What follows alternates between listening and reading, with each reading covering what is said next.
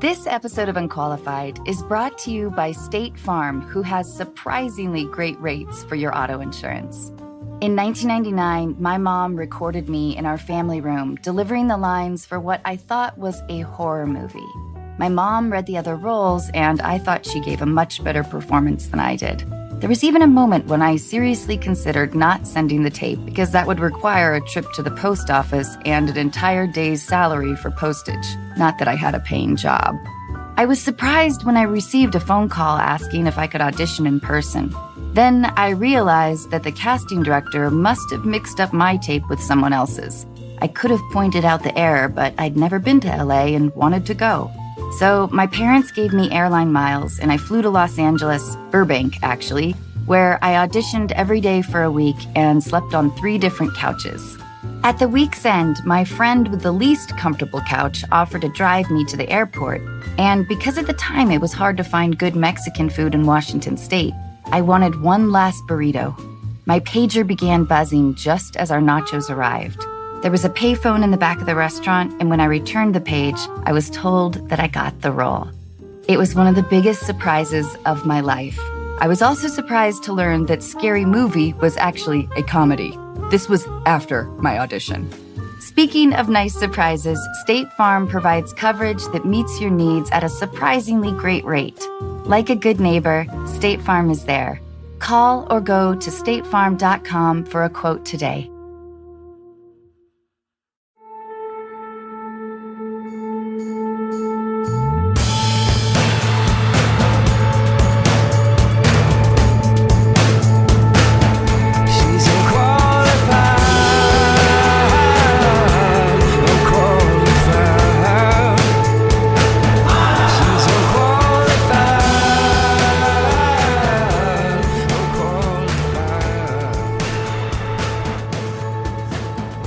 Hi, Sim. So I guess we're going to knock these ads out, right? Let's just knock them out.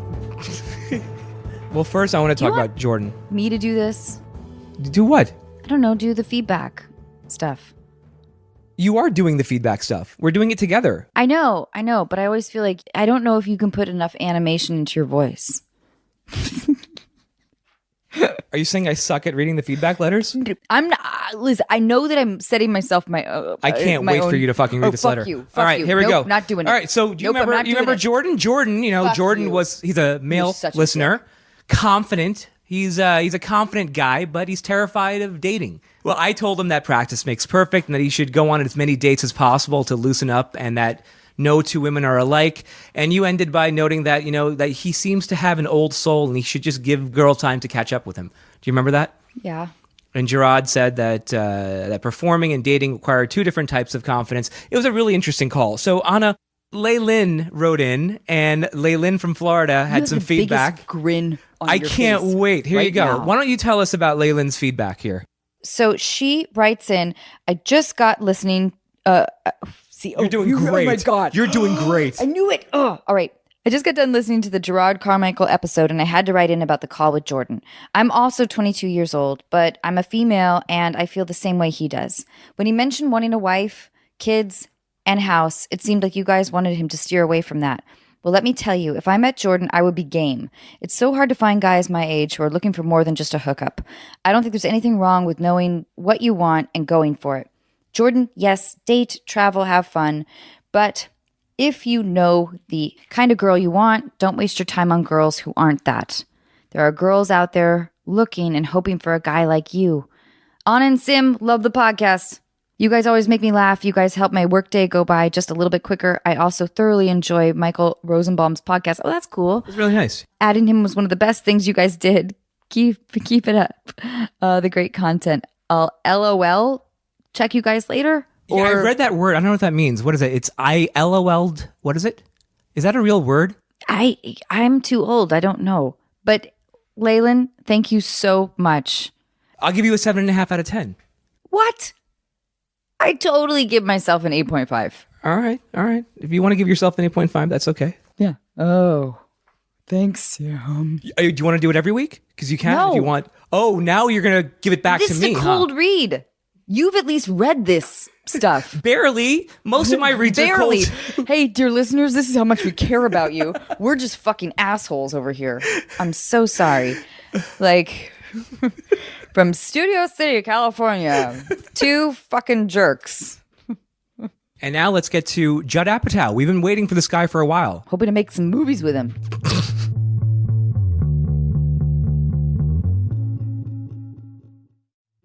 This episode of Unqualified is brought to you in part by Best Fiends. We all know there really is only one match 3 style game worth playing. It's the one with an actual storyline, cool collectible characters, and non-stop action-packed adventure. It's the one with literally thousands of challenging puzzles to solve. And yes, I'm using the word literally correctly.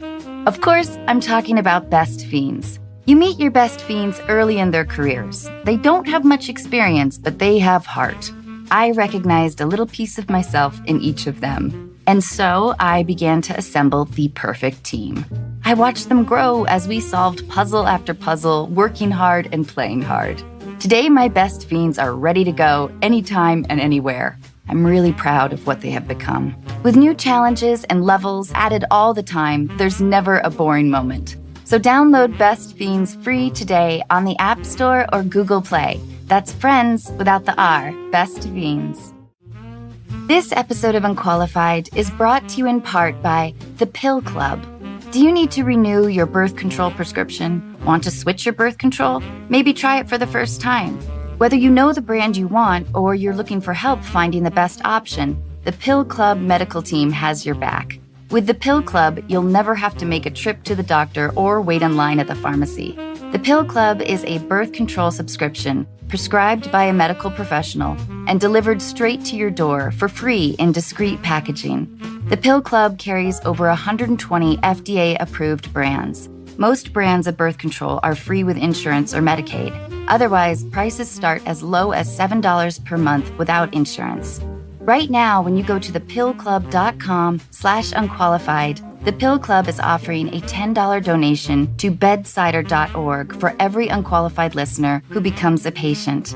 Your donation will help low-income individuals get access to birth control through bedsider.org. That's thepillclub.com/unqualified to get your first birth control care package. That's thepillclub.com/unqualified to get your first birth control care package and donate to help more women in need of affordable birth control. Remember, thepillclub.com/unqualified. You must use the link to make a donation. She was so cute.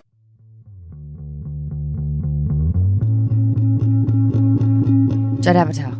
Isn't it Apatow? Apatow? Is it Apatow or Apatow? I never correct it. What is the correction? What is the real one? Judd Apatow. We think it's Apatow, but when they say toe, it sounds fancier. Judd Apatow. Yes. Why would you do this podcast today at the last minute? This is a good question. Hugely flattered, but why? Well, because I like the podcasts. Thanks. I like podcasts in general. I like to hear myself talk. Yes. And I feel like I'm going to learn something today. Oh, you are going to. What would be your hope then that you learned? I might learn about if the new construction in the Palisades is going to create more traffic. You know how we feel about that. There's a big shopping center going up. I used to live right around the corner from here. I know that. Well, that's what your wife was saying. We went to that event. You're at the place where you can afford stuff, but then that's what happens. You want free when stuff? You don't need anything. They start giving you free lotions everywhere you go. I know. And do you get annoyed with the suitcase of products? I'm happy that they're amused by it, that they get a big suitcase of free products. Like your daughters and stuff. Do they like to? They go through it, and then I go through it because this event gives them a big suitcase of free lady stuff. There's nothing for the men. There's nothing. I'm looking for a mini alarm clock or a hand lotion that works on a male hand. I have a lot to talk to you.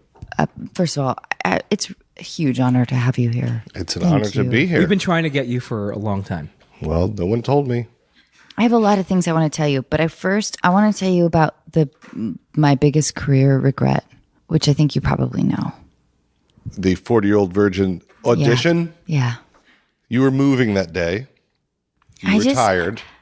Listen, so I auditioned for 40-Year-Old Virgin. I really wanted to work with you. We were excited for you to come in. You wanted me to be a part of the movie.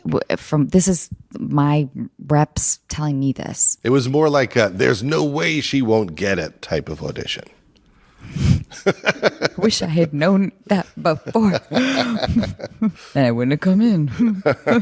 But my sweet, lovely, amazing lawyer, Robert Offer, he was like, oh, well, I'm not sure they're going to meet your quote. And if we set this standard, and I was naive enough to think like, maybe I need to listen to this. And it turns out, yes, it was the biggest career regret because I would love to work with you because you're fucking brilliant. And his brother is my real estate agent, his brother, David.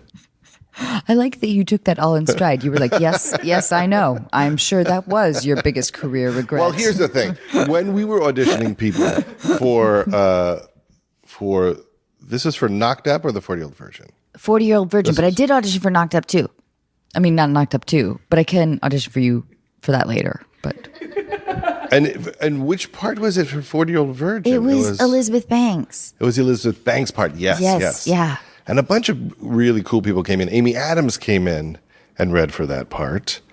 But I had like the right naivete, didn't I? It was also a weird part because it was dirty. I was like, what do you mean I'm masturbating with a shower head? Yeah, it was a very dirty part. And I was at that time in my life where I didn't even realize how dirty things were. We were writing so many dirty things. I didn't even, I lost my sense of what dirty was. And I just remember you said you moved that day and you were just tired. But I remember Steve auditioning with Steve Carell and how subtle he was and how there was this realization of oh, this is a bigger vision. This is a different kind of realism in terms of comedy that yes. because I came from the world of Scary Movie and stuff, so where things are sort of larger than life, and Raunch was sort of the shock factor as opposed to kind of heart and realism, which is what you brought to your movies and started a whole new sort of comedic movement. I wouldn't feel weird about it. I obviously, you didn't need it at all. No, I did. Yes, I did. Oh, you did need it? Yes. But I don't think so. Oh, yes. I don't think time has proven that correct at all. That's kind of you to say, but I sort of fell into comedy. I was like, I'm going to be Amelia Earhart. I'm going to be Joan of Arc. And instead I was like, I'm Cindy Campbell in Scary Movie. Well, I think a lot of people are like that. My wife just studied to be an actress. That's all she thought about. And then she would go in on auditions and people would just laugh when she was deadly serious. Yes. And then at some point she thought, maybe I'm comedic. But I don't think she had any thought that she was a comedic actress for a long time. I auditioned for, what was the series on HBO about the cemetery, the 6 Feet Under? Yeah.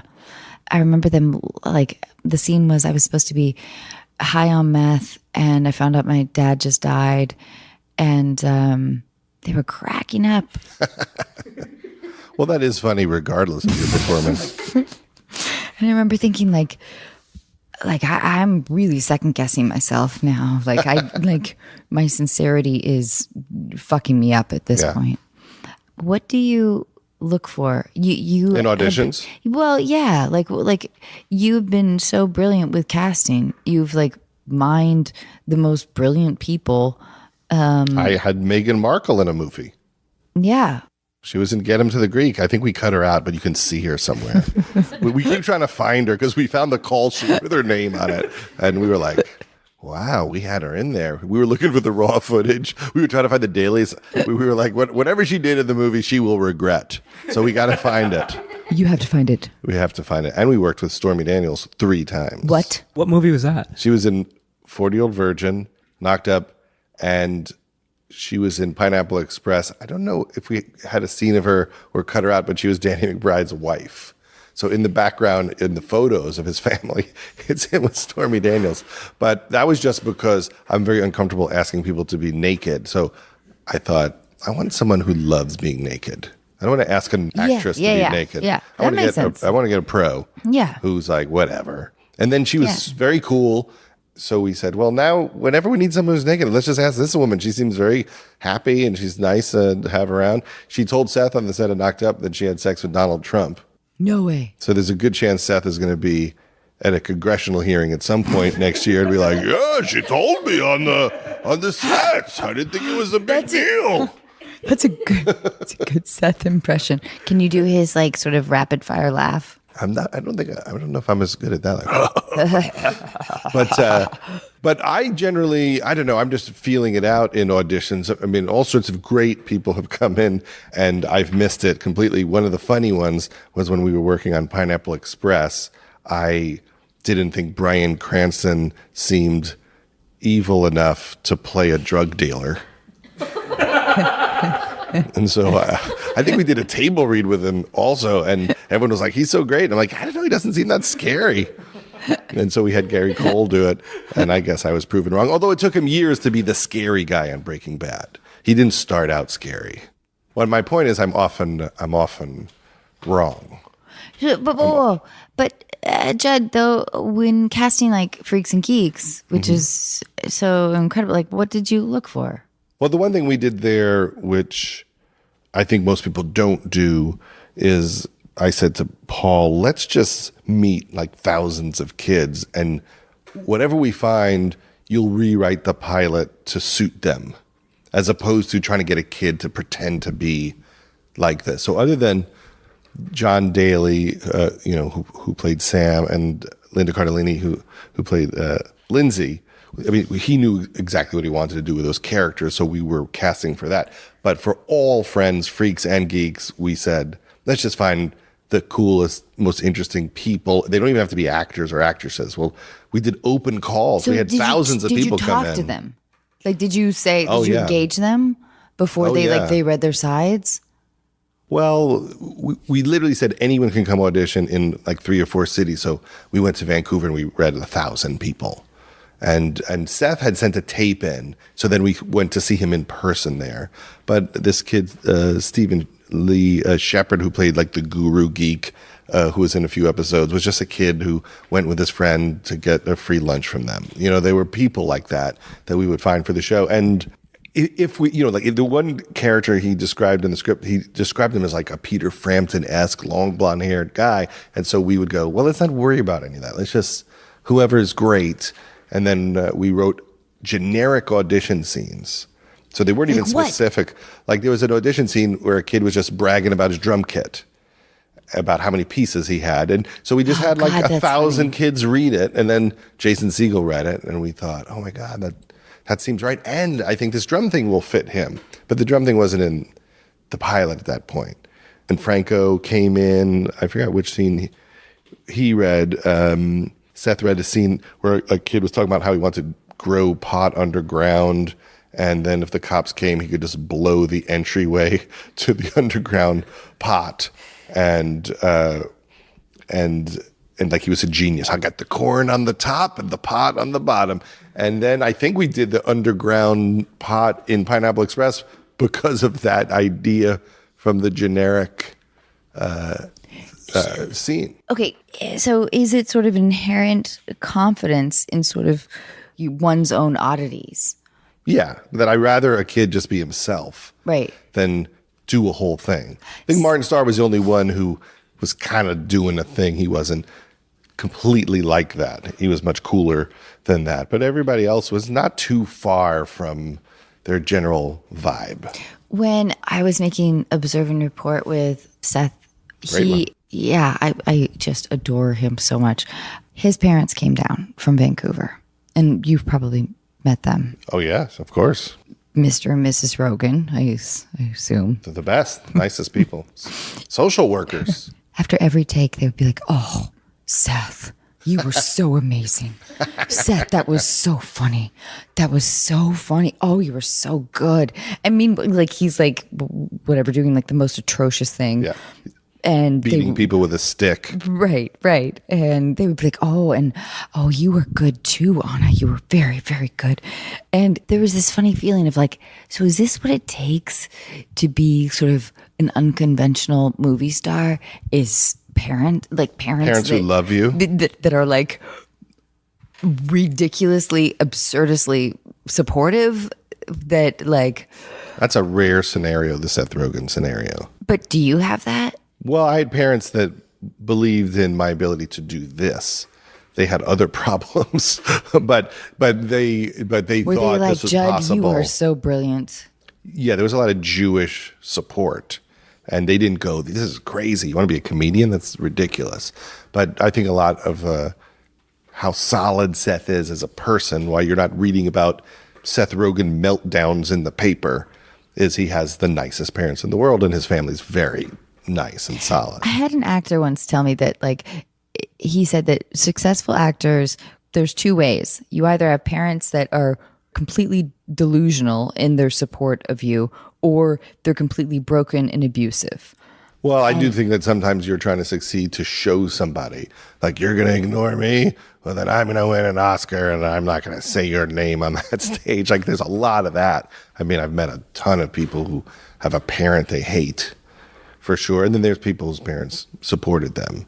My parents were like, bye, you're the best actress in the world. We love you so much. You can do it. And Sims has very similar parents. But now it's like, so you're not going to pay for a hotel? Like, like, yes, we're not flying first class, but we're going to take care of your kid. And it's like, no, you're not.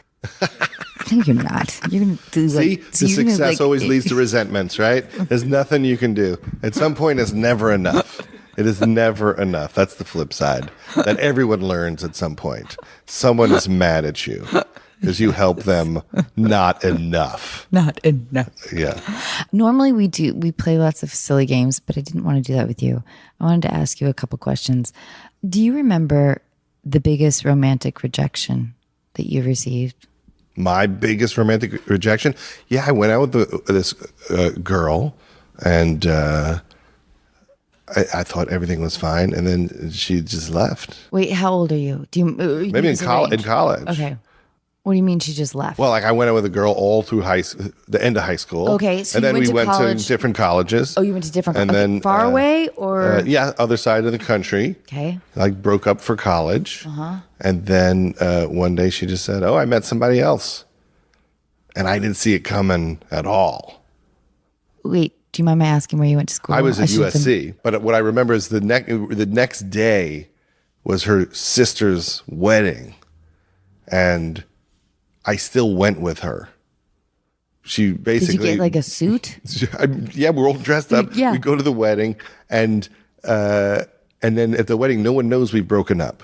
So it's hundreds of people, big fancy wedding in New York, and every single person walked up to us. Wait, you flew there? Oh yeah, I was home. I was home because okay. my family's from New York, and every single person at the wedding walked up to us and said, "You guys are next." It was brutal. And was her new date there? No, it was me. He was in college. And like, I was the assigned. Was there like the parental thing of like, oh, we like you so much, Judd. You're so good for our daughter. That her parents? Yeah. Was there like any of that awkwardness of like, we don't know why, we don't know what she's thinking, but. There might have been a little bit of that, just because I had been around for a long time, not because I had earned that in any way, but just... You know what they're doing now. They are like, you let that one go. They're watching Crashing right now. But, it's a funny thing is her mother was at the Comedy Cellar one night. I don't know, did they come to see me? I think they did. And when I was a kid, my parents got divorced, and it was really ugly. They just... How old were you? I was like between 8th and 9th grade, but they just never worked it out. Like for the next 10 years, they fought. And how I got over it is I just hung out at this girl's house with her family, and they all got along great. And I got the chance to walk up to her mother and thank her and just say, I have only survived because you modeled a normal, healthy loving family. I didn't have this. That's amazing. At my house. And I was really happy to get to tell her because it was a big deal to just go somewhere where it was just mellow and everyone was just, it was like 8 is enough over there. And that must have that must have been amazing for her. I can't speak for her, but I was happy. I always try to take those moments when, you see somebody and they meant something to you. It could be a teacher or something, to tell them the impact that they had. Yeah. I keep waiting for that. You've never bumped into a teacher? You keep waiting to even feel No. I'm waiting for somebody to tell me. Oh, to tell you? Yeah. Oh, yeah, that's true. That never happens. That'll never happen. Don't wait for that. No one will ever appreciate what you've done. No one will. Those little fucking bitches. Hey, but Judd, truly, thank you so much for being here. It's great to be here. Who knew you were so close? I know. Well, Leslie said your before. wife. We were gushing about. Well, not about you. We were gushing at that event the other day about the products, about the products, the free products. Yeah, but wait. I'm never more important than a free product. No, that's true. That's just how it works. I know. You have to accept it. I know. What's the best gift you've given Leslie? Well, we wrote an article years ago for the New York Times. Oh, shit. Should I have done my research? No. This is a long time ago. Okay. We wrote this 15 years ago about how it was her birthday. Uh-huh. And I gave her a basket of all this Italian stuff, like Italian bread and Italian cheese and tour books for Italy. And said, put a card in it your present is we're going to go to Italy together. Yeah. And then Leslie said, that's not a present because you get to go. So we're just going to Italy and now you want to call it a present. We were going to go anyway, probably. So you can't get out of a present by just saying that's the present. And we wrote an article in the New York Times debating whether or not it was a present. It's a present. It's totally a present. Yeah, no, she's sure of it because a few years earlier for Christmas, I got her a Tom Petty box set, and she's like, "That's for you. You just want that in the house, like a CD box set." Yeah. So she's like, "That's not what you buy a woman, a Tom Petty box set." I made another bad present, which is I went to Fred Siegel, which is a store, and in the store there's all sorts of little mini stores inside of it, but I didn't understand that. So as a joke, I bought her a whole bunch of the ugliest dresses you've ever seen. So she could return them? So she could return them and then get whatever she wanted. But that was the joke, that I bought her all these ugly dresses. But what I didn't realize is she couldn't return them and buy stuff from other parts of the store. She could only buy stuff from the people who make the ugly dresses. So I've had a lot of mistakes with the presents. The other mistake was when I bought her engagement ring. I went to go to the Diamond District in New York, but I didn't go on the right day. I went on the Sabbath when there were no Jews there. And so you're supposed to, you get a good deal because you're hey, I'm part of the brotherhood. And I show up, there's no Jews. There's all, people from other lands who probably don't like the Jews that much. And I bought what I thought was a great ring, but what I later learned was a very yellow shit ring.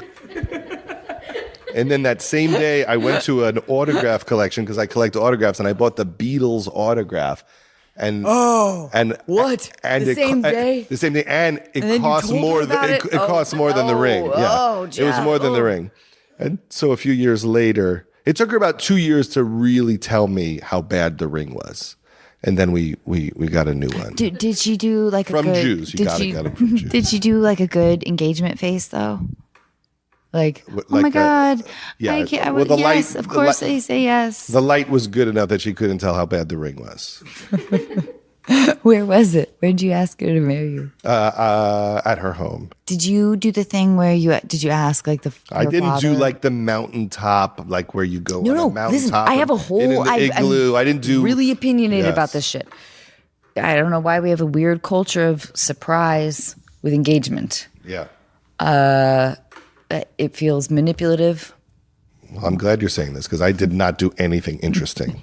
Now I think, like I said, I should have thought of some, like had a horse pull up and the ring is in the carrots or something, but I didn't do anything. And say you wait for the horse to shit. Yeah, I usually think, I realized what I was supposed to do about 8 years later. Like I do the wrong version of it. Yeah, but there's truth to that. And that's more important than the manipulation factor, I think. That's right. Yeah. Can't we not be show people in our real lives? Can't we just be really boring and sincere and not have a mariachi band? It should be like, in 7 days, I'm going to ask you to marry me. We're going to go out to whatever your favorite place is. And then we're going to go to Tahiti or whatever. And I hope that's cool with you. If you want any adjustments made, let me know now. That's not how it works. That is never how it works. No, instead it's surprise. Yeah. You're stuck with me. You have to be inventive. In a public place. I know. This is my own, whatever, mumbo jumbo. But I love that your comedy deals with a lot of, the journey of sort of loneliness and isolation and how that's incredibly relatable to everybody. Can you tell us a little bit about a lonely episode in your childhood? Well, I guess that would be childhood. It would be an episode of childhood. But, my friends were, I had, two best friends who I spent most of my time with, and they were athletes. So they would be gone every day after school. But my whole childhood after school, I just went home and watched the news and Love Connection, and then Mike Douglas and Dinah Shore and Merv Griffin and Letterman and Carson. That's what I would do because they were, busy playing football and stuff like that. So I was home. I was, alone, not a crazy amount, but more than most people, and having a blast. Like happily I love TV. Watching I Love Lucy and Abbott and Costello. I was a Golden Girls fan. Oh yeah. Yeah, but my mom would get so mad when I watched television. Anyway, that's another story. My parents just gave up trying to stop it.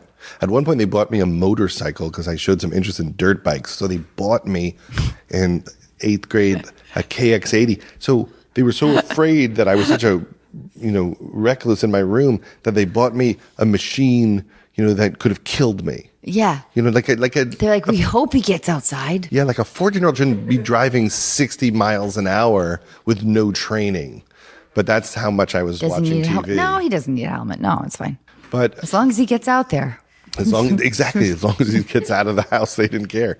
And so, but in terms of an incident, I don't know, that scene in Freaks and Geeks where you see Bill watching Gary Shandling on TV doing stand-up, and there's a sequence where you see him make a grilled cheese sandwich, and he's eating chocolate cake and grilled cheese sandwiches and watching the Dinah Shore show. Yeah. That was, that was the half a decade for me.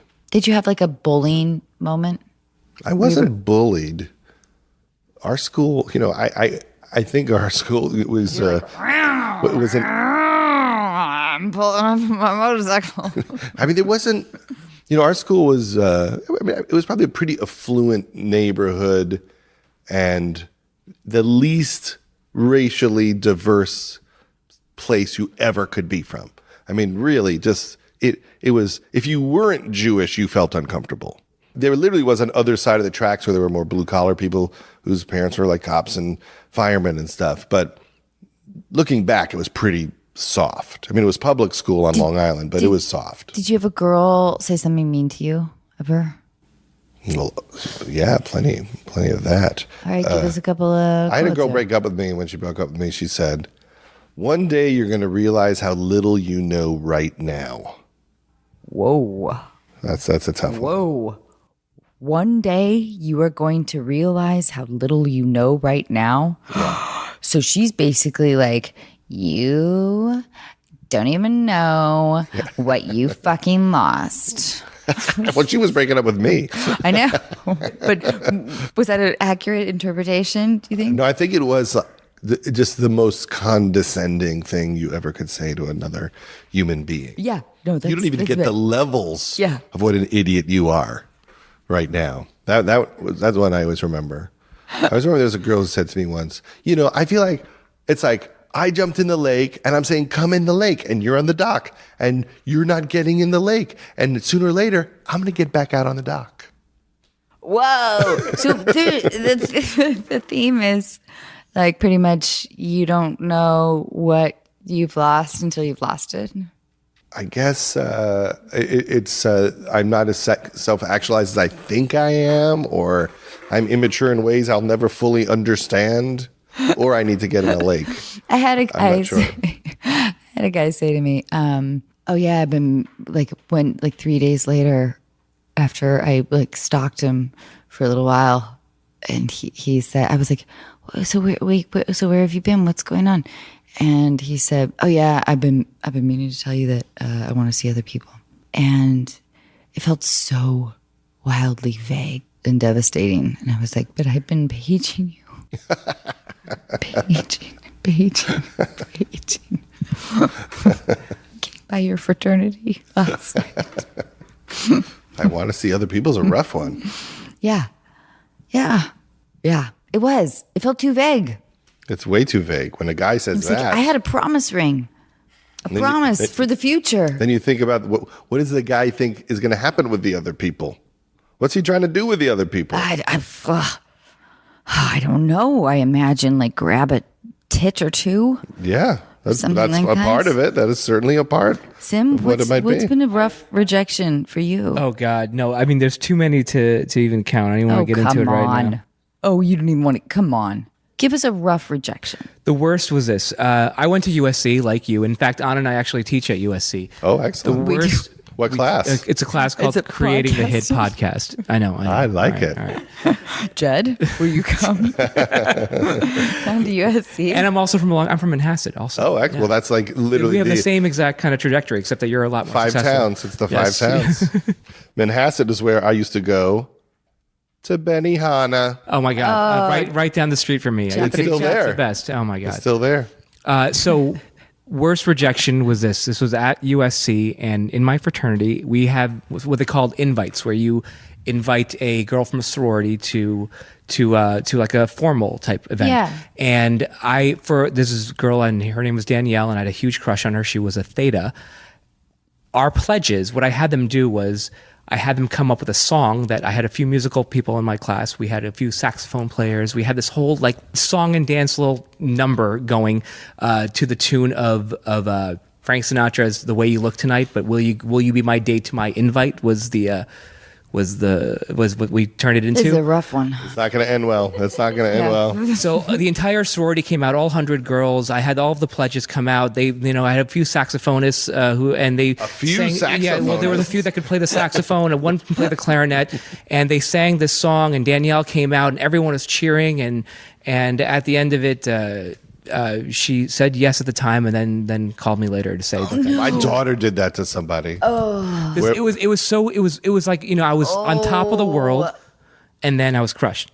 Yeah, my daughter did that to someone. They made a really bold high school dance gesture like that, and then she's like, there was no way to say no because it was in front of the class. Exactly, that's what it was.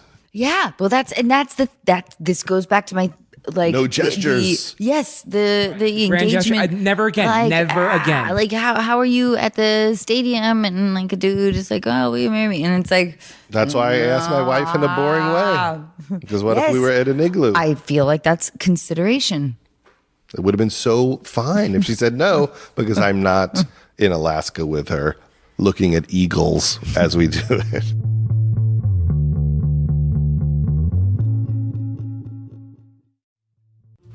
This episode is brought to you in part by Plant Botanical. As everyone slowly comes out of hiding, many of you are asking the same questions. Am I ready for actual human contact? Should I swipe right? Will they look like their picture? Do I look like my picture? Is that the face of an axe murderer? Do I really want to take off these sweats? And for those of you who get that far, what drink should I be casually sipping? I have the answer to that one. While your date sits awkwardly silent, stunned by your good looks, dazzled by your intellect, or wondering how to dispose of your body, the drink in your hand should be delicious, refreshing, crisp, clean, Plant Botanical Vodka Seltzer. Weighing in at only 1 carb, made with real fruit and botanicals traditionally used for stamina, immunity, and detox, Plant Botanical is already thinking about your future encounters. Follow and DM @PlantLovesYou and share a story or video of your funniest, wildest, or most awkward date for a chance to win up to $1,000 for your next one. Plant Botanical, your perfect companion while you look for your perfect companion. Available at Target, Pavilions, Vons, Total Wine, or visit plantlovesyou.com to find a store near you. Plant Vodka and Vodka Seltzer. Just the good shit. This episode of Unqualified is brought to you in part by Intuit, powering products like TurboTax, QuickBooks, Mint, and Credit Karma. Intuit works for what you work for, and it was only recently that I found out they were working for me. I've been using QuickBooks for years and more recently began using Mint, which is an easy way to create monthly budgets. It was a bit surprising to realize how much I could save by learning how to make coffee. With Intuit, artificial intelligence can predict your future cash flow, recognize a misplaced digit in an account or routing number, and even connect users with live experts who can assist with navigating life changes or help with unique tax situations. Everything is automatically organized as you track your personal or business expenses by scanning receipts, invoices, and other financial documents, while smart budgeting tools let you know before you overspend. Innovative features like these make managing your finances simple, but as you probably already knew, innovation is at the core of everything Intuit does. Discover how Intuit's products can help you see what's possible at intuit.com. That's INTUIT.com.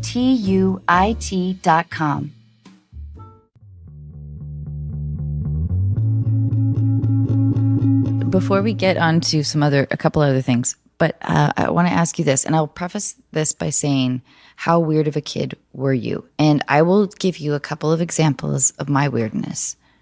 Well, are you ready? Well, at one point. Yeah. Okay. Oh, you want your weird ones first? I just want to tell you. We go back and forth. Okay. I'll give you one. You give me one. I wore these ratty gloves for a while because I thought I was going to be framed for murder, and my mom finally made me take them off because the only show that I really was allowed to watch legally was Murder, She Wrote. And what age were you? I was probably 9 or 10.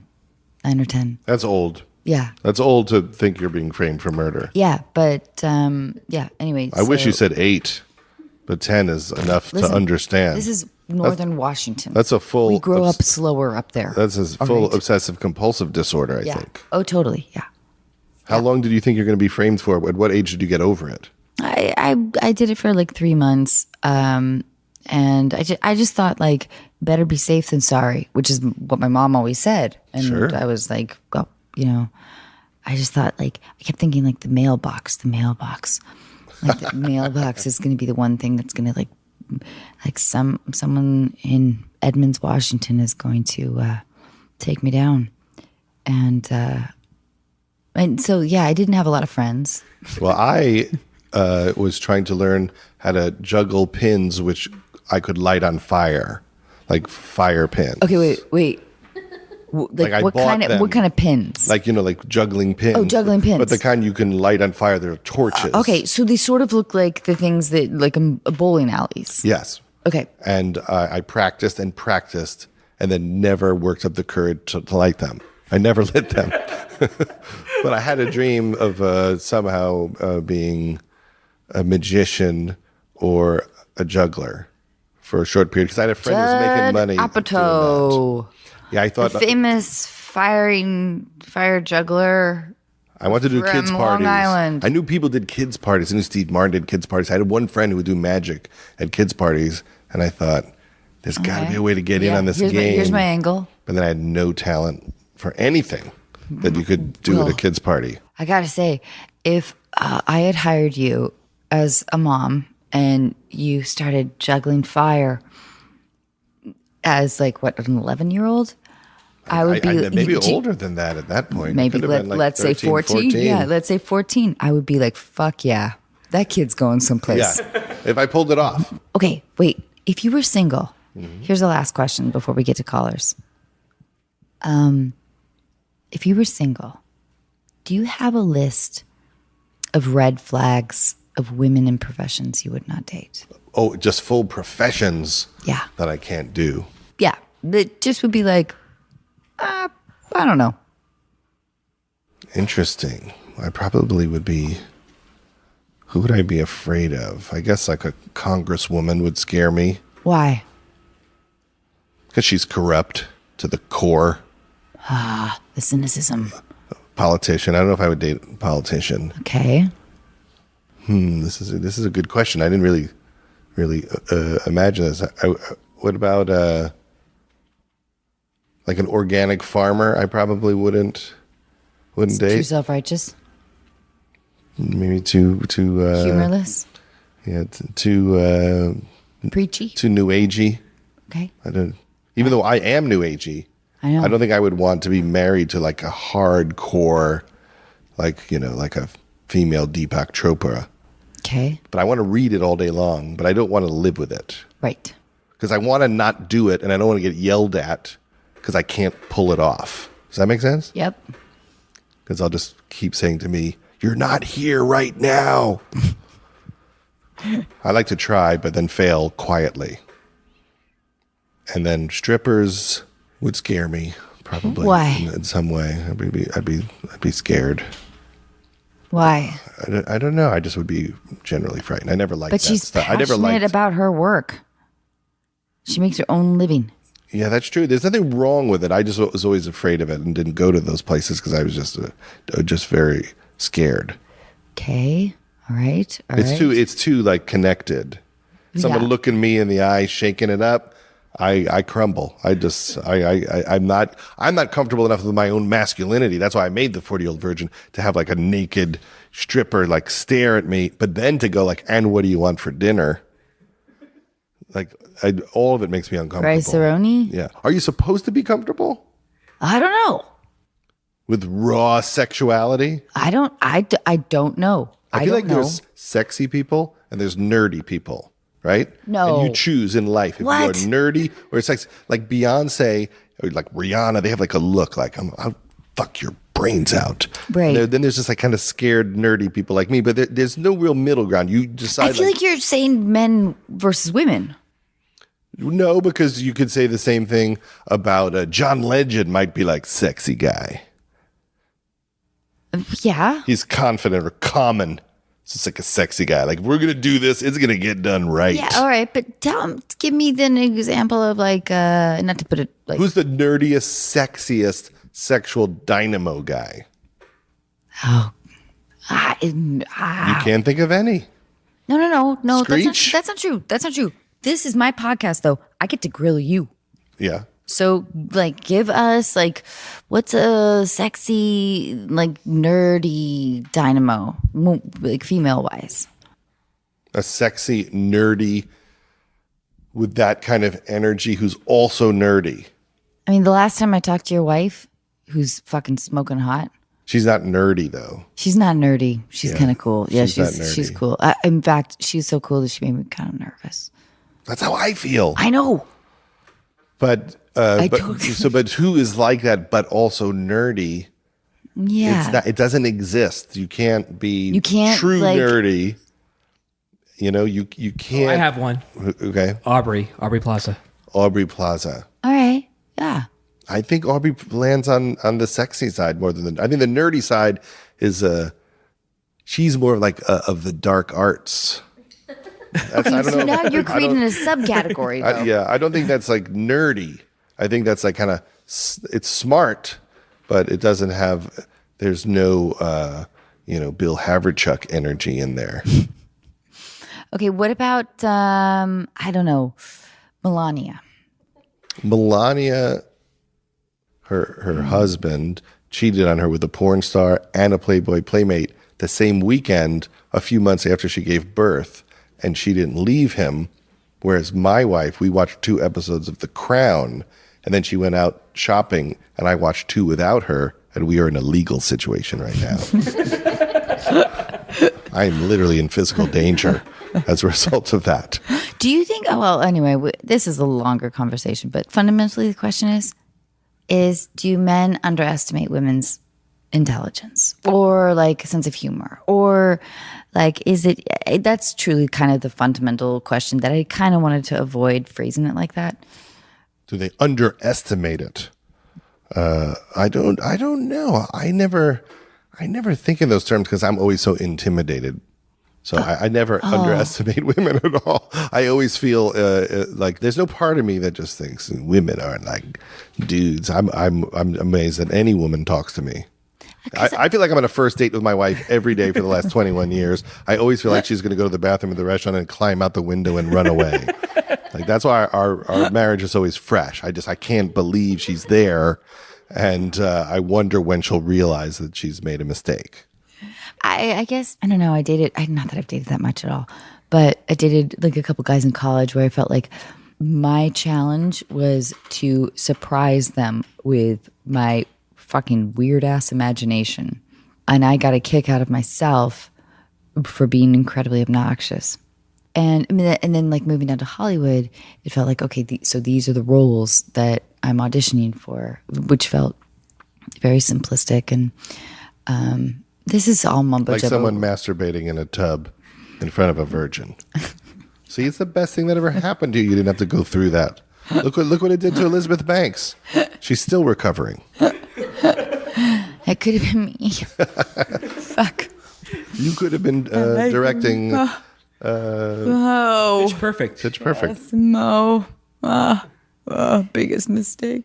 That is the weird thing about casting is sometimes you have all sorts of people that you really admire, but I've only made 5 movies. So, and my kids take up most of the parts. You know what I mean? And so sometimes it takes so long. Sometimes I feel bad I don't make more things so that I have the opportunity to work with more people like you that I want to work with. And I feel bad as I'm at the typewriter, like I can't think of any good ideas like to work with so many people my age, my heroes. Like there are people I dreamed of working with. I'm like, can't think of anything for Tom Hanks or somebody. Like and you go, wow, it's been like so long and I've done so little. Does that make sense? I'm just still hanging on the part where you said that you wanted to work with me. But yes, it makes total sense. But yes. you'll work with me in the phase where I've lost my edge and I'm kind of out of gas. Oh, I love it. You're gonna get the mushy later years, Judd, when I'm not really good anymore. Oh God, I love that. Before we get to calls, I'm like REO Speedwagon's new record. You know, like you peak when you're, as a writer, kind of in the early years. You know, how does it feel? And this might be just, this may sound like a little kiss-assy, but you're one of the few directors, almost like a Cameron Crowe, where you could take years off between a project and decide, hey, I want to do this, and it's going to get greenlit in a second. So pretty much any idea you have, if you wanted to make into a movie, you could do, and you'll have a studio backing it with the actors, and you can pretty much, you have your choice of any actors. Does that put more pressure on you? Because I'm looking at people like Cameron Crowe, like James L. Brooks, who are people who took time between projects, and of course they'll spend their time producing projects and helping other people and nurturing others along the way. But when it comes to your own personal projects, how much pressure is that on you? It's like everyone's expecting your next movie to be a movie that will connect. Well, it is pressure. That's why I haven't made one in a while. I haven't had anything that I thought was ready to go. And also, I had a movie that someone dropped out of. So you think, oh, everyone would work with you. It's just not true. I've had tons of people say no, and people drop out when we're about to go. So I wish that was the case, that it was that easy. It isn't. But also, I've written about high school. I've written about, early marriage, later marriage, disease, all sorts of stuff. So at some point, you run out of life experience, and I have no imagination. So I don't really write about like wizards and things like that. Like I don't think, I'm really usually just working with like what's going on. So when life gets quiet and pleasant, I'm also going, man, there's no good stories in this pleasant, happy life right now. But that's not true. Listen, I know I don't need to tell you this, but your genius is in telling the stories that we all feel. which is loneliness, and which is sort of like, how do I get accepted, and like, and just getting through the day. Yeah, like when I need to write, I just think, oh yeah, the smallest thing, just getting along with someone is enough for a movie. Just two people that just can't make it. Like, I have a friend now. That's awesome. I've got a friend. Yeah. That's cool. all it takes. Even like Pineapple Express. I remember we were working on it, and someone was at the table read, and they were saying, "Oh, this is just a movie about like a guy who doesn't know if his drug dealer is his friend or not. Like, are we friends, or do you just sell me drugs?" And that's enough to motor that whole movie. Is that Franco just wants Seth to admit that they're friends. And that's actually the whole underpinning of the movie. And then at the end, Seth kind of reluctantly says they're friends. And that's all there is to the whole movie. I love that. I always took Superbad as a romantic comedy between two friends, it's almost like a romance. It's the original bromance for me. Yeah, it's two guys who are so nervous that they haven't talked to anyone else but each other. Right. That they feel like, oh, we got to figure out girls. But really, they're in a panic that they're not going to get to hang out when they go to separate schools. So all the bluster is like a cover for they're afraid to admit how much they love each other. Right. That's why it's a big deal that they say they love each other, because kids don't do that. Like, admit it and say it. Yeah. So much of your storytelling is about like friendship and love in friendship. That moment in Superbad when they're in the sleeping bags together. It's like, it's such a beautiful moment with Jonah Hill and I can't remember exactly. Whatever. I'm going to ramble on until we.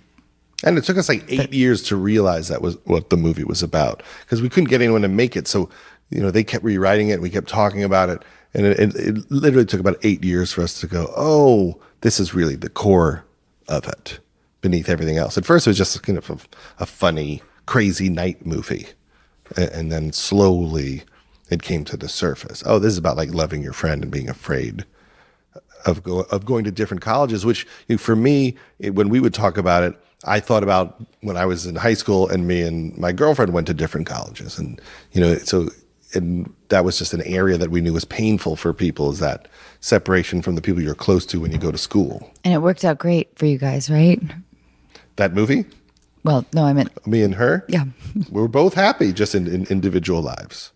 It all worked out. We're taking a call from USC. Indiana right now. All right. By the way, we're going to. Will you come? Like, I'm going to put you on the spot. Come teach with us at USC. I would. My friend Wayne Are you Fetterman. a Trojan? I am a Trojan, and my through and through. He's a half-assed Trojan. Well, I dropped out because I ran out. I couldn't afford it. I was going to say he didn't graduate. I didn't graduate because I couldn't afford it, and now I look back, I dropped out because I couldn't afford it. It was $6,000 a semester tuition. Yeah, you know how much it is now? That's a lot of money. It's probably like 25. Like 60. Yeah, not a semester. 60 no, a year. Oh, sorry, 60 yeah, a year. So 30. Yeah. And I didn't have $6,000, and no one in my family had $6,000, and I dropped out of school. And guess what? Like, when you invest that much, maybe your kid can start a podcast. Yeah, exactly. Well, there's money in it. And they're really gonna like all parents out there. Yep. All right, they'll be proud. All right, let's call Matt right now. Matt is in Iowa and he's 23. Okay, so I don't know Matt or. I spoke to Matt this morning. Matt, hello. Hey Matt, it's Sim. How are you? Hey, I'm good. How are you? Doing well. Anna, say hi to Matt. Hi, Matt. Hi, Anna. Hi. Hey, thanks so much for doing Great this. to be here. Oh yeah, I so appreciate it. And so we're here with Judd Apatow, and oh, hello, Judd. Oh, hello, Matt. All right, so Matt, tell us about your ex-girlfriend and this friend group that you have. Give us a scenario here, and we'll try and give you some advice. All right, yeah. My ex-girlfriend and I, we broke up at the end of June. And this was my college girlfriend. We dated for 2.5 years. Things ended mutually. Things ended well. We still communicate. We send like 1 or 2 text messages a week. So we've maintained like a casual friendship, which is great. But so in college, I didn't have very many friends. I had a couple of friends from high school who introduced me to their friend groups. And one of those friends introduced me to the friend group that had her in it. And it's this great big friend group, and everyone's close. They all live in the dorms together. They all go way back. So that's where I met her. And then I became close to this friend group. And so over the 2.5 years, people graduated college and we didn't see each other very often. So the whole group gets together on Labor Day weekend every year. And I assume they know that me and her broke up. So I'm just a little worried on how the dynamics are going to go when I see everybody on Labor Day. There sounds like nothing more painful than that. It's a nightmare. There's a nightmare. I've always seen myself as I'm so-and-so's friend, and then I became so-and-so's boyfriend. I was never me. But is it because you're uncomfortable in front of her, in front of everybody? Is that what the issue is? Like, it's going to be weird in front of her? No, I'm not necessarily worried about that, although that is something that I don't know how it's going to go, because this will be the first time that I'm seeing her since the breakup. So, again, things were fine, but I don't know. Yeah, I guess I don't know how other people are going to be treating me around her and the whole situation. So I was wondering what advice you guys had. So, Matt, do you still have strong feelings towards her? No, I don't. This was something that we became best friends who would kiss each other and say, I love you. We kind of stopped being boyfriend and girlfriend after a while because we were long distance for the last year of the relationship.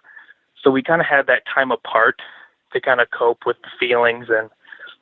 And we had, the first month of, actually calling it quits.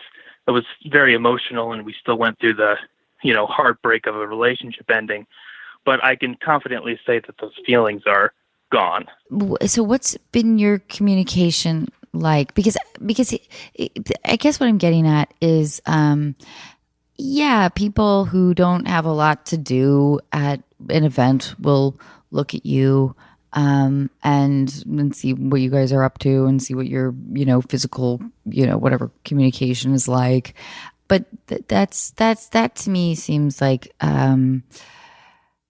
do you feel like you both haven't really sort of recovered from the breakup yet, or? Yeah, I miss having that person that I talk to every day. That's something that I've noticed that I've missed. So that's why I'm really looking forward to this weekend where I get to see all these friends I haven't seen in a while, but, I just don't know how it's going to go. Is she in another relationship? As far as I know, no, she's not. So I totally understand the nervousness around seeing an ex, especially in like a social environment that's like heightened. It's always just the worst. And we've talked to other callers about the same thing, about like seeing an ex at a wedding. But did she initiate the breakup? She did initiate it.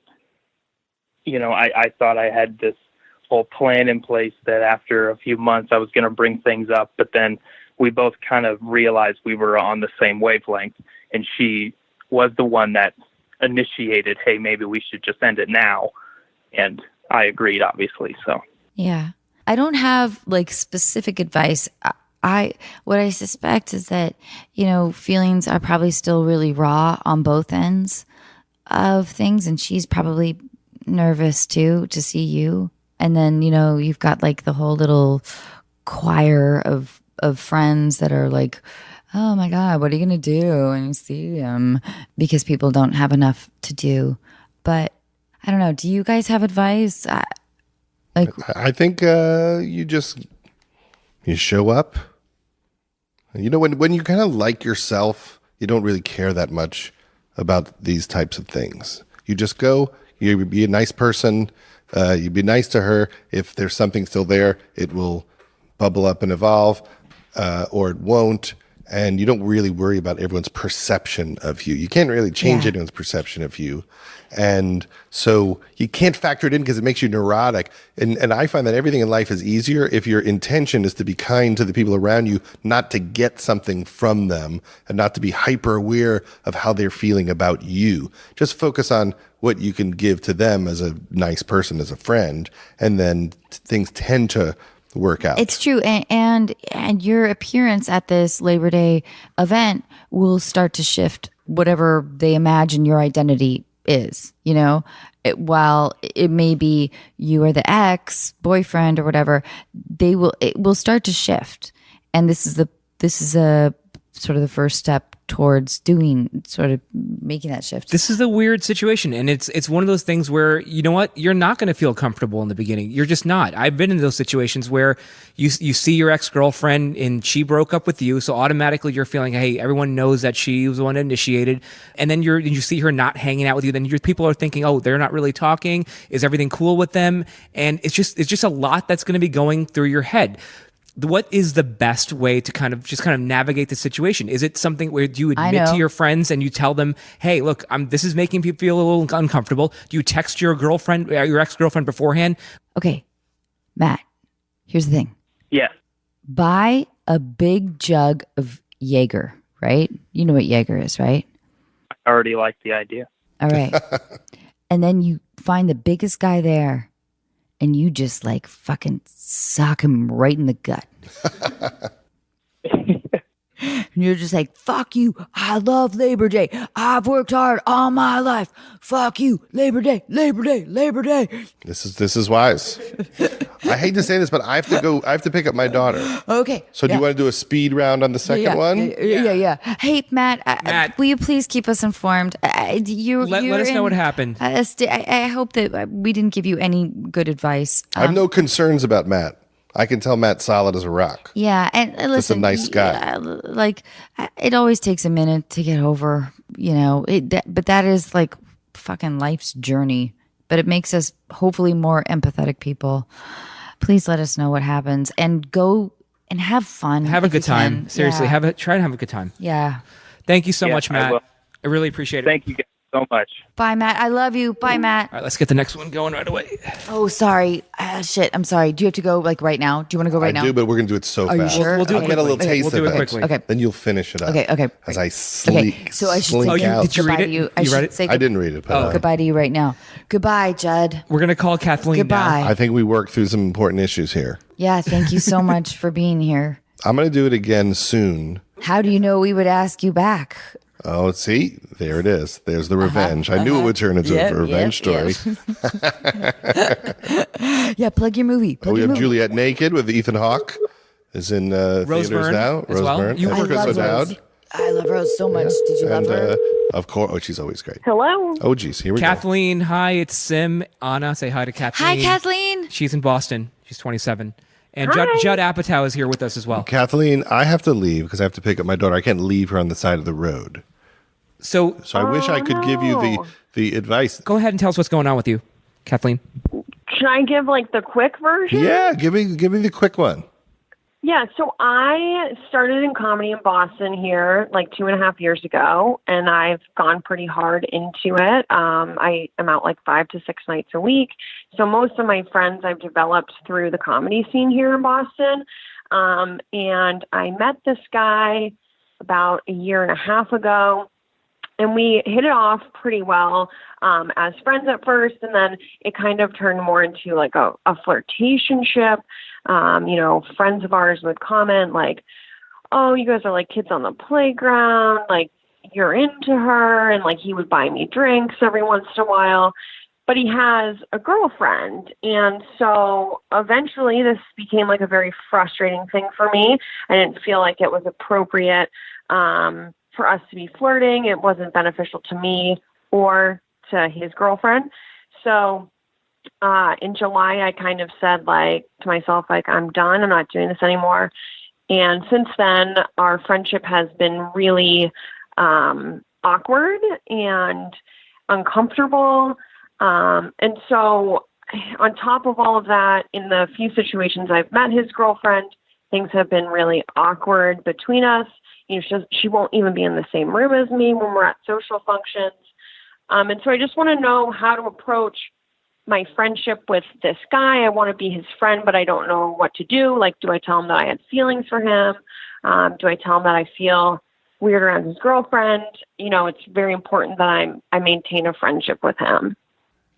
I think you wish him well. You salute him And I don't even know if you need to say it to somebody, because if they're weird, they're weird. They're not going to get unweird on you. And maybe he'll be single at another time and you can have a talk with him. But when it's on and it's super weird, and if she's super weird, it's impossible to clean that up, because guys don't know how to handle that. They can't balance it. They'll focus on the relationship, and they're not going to be as open and kind to you as they probably should be. Yeah. Right? Well, right. Okay. And also, I just want you to protect yourself and make sure that you aren't exposing yourself, to a vulnerable position.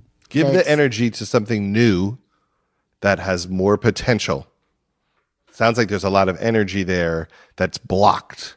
And if you were open to new people and move to Los Angeles, become Judd's intern, or go to a different bar where there are different people. I have to leave, Kathleen. I feel bad because my daughter will be left on the side of the road and it's dangerous.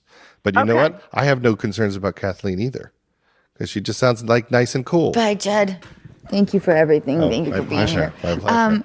Okay, so I'm so sorry Judd had to go. Oh, Kathleen, I'm so sorry. But what he was saying was right. I don't know if this is something that you should be pursuing. But I do understand crushes and hard crushes. I've had them all my life. And I mean, like we all have, right?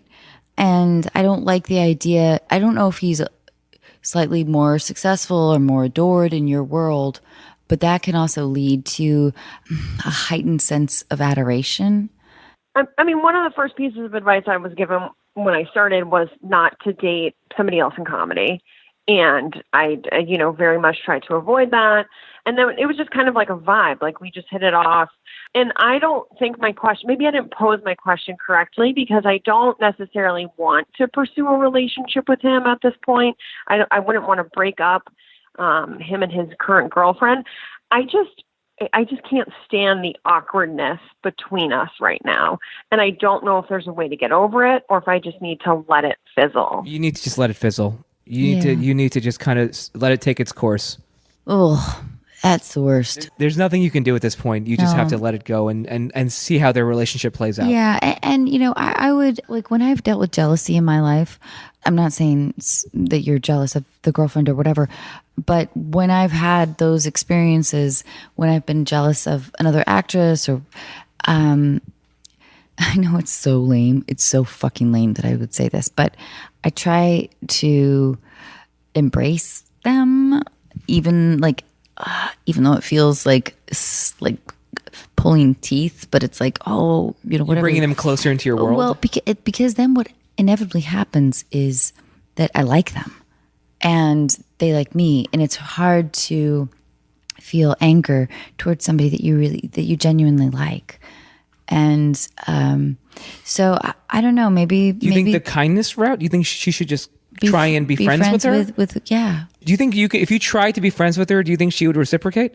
I mean, I tried at a party recently that she happened to be at, and every time I got into the same room as her, she moved to another room.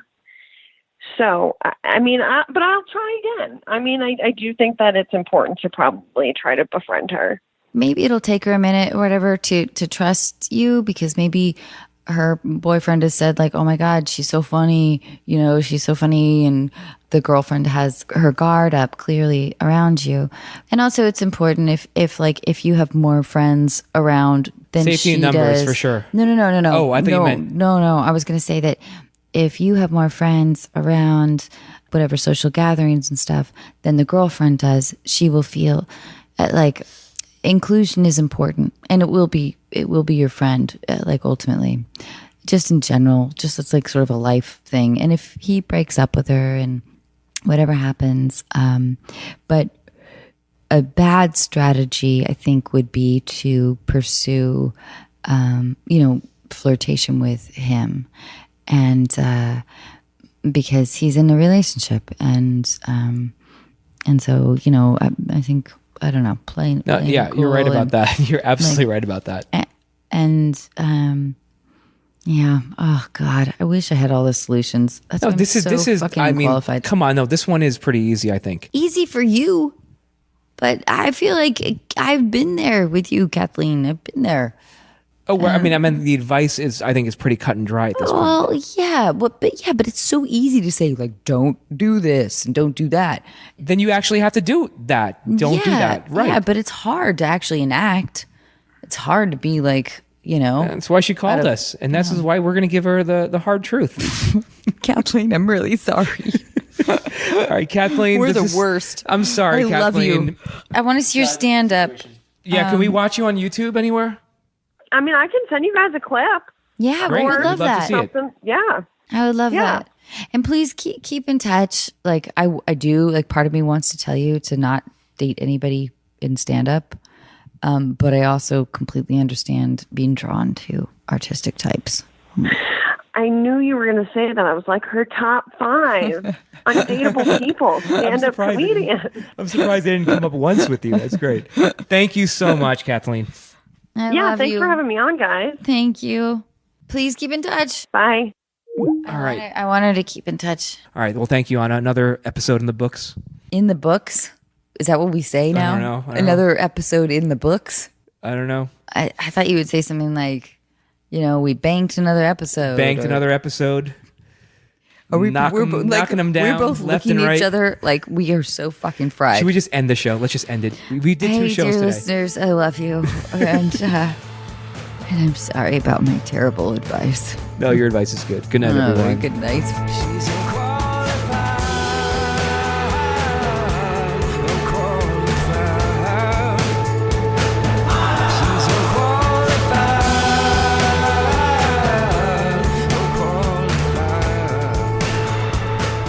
So we'd like to thank all of our sponsors, including Swab. Swab has that coconut oil infusion damage repair hair. Anna, you love that shampoo, don't you? Yeah, while I have really thin hair, you don't need to hear this stuff, but yeah, I've got thin, dry, frizzy hair. Okay, fine. I bleach it. Is that what you want to hear? I want to hear that Swab actually works, but you know what? I'm not going to take your word for it. Read this part. With Swab's money-back guarantee, try it for yourself. Suave. For hair you can believe.